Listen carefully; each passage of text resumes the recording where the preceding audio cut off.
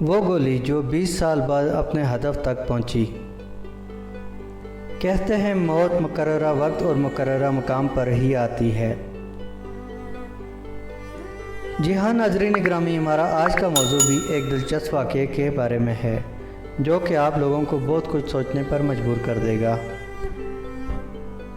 زگلینڈ برطانیہ کا ایک شہری تھا۔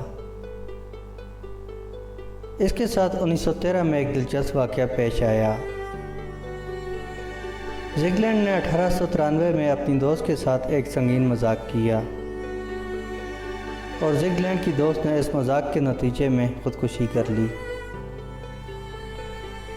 خودکشی کی اطلاع جب لڑکی کے بھائی تک پہنچی تو اس نے غصے میں رائفل لی اور سیدھا زگلینڈ کے گھر چلا گیا اور زگلینڈ پر گولی چلا دی۔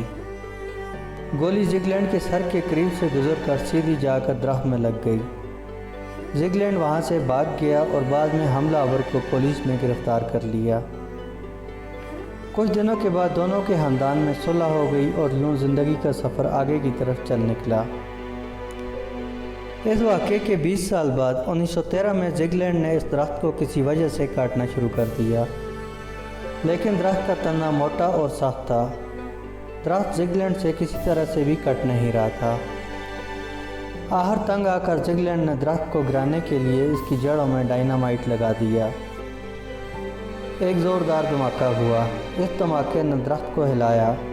درخت کے تنے میں چھپی ہوئی گولی باہر نکلی اور سیدھی اڑتی ہوئی جا کر زگلینڈ کے سر پر لگی۔ زگلینڈ نیچے گرا اور اس کی جان نکل گئی۔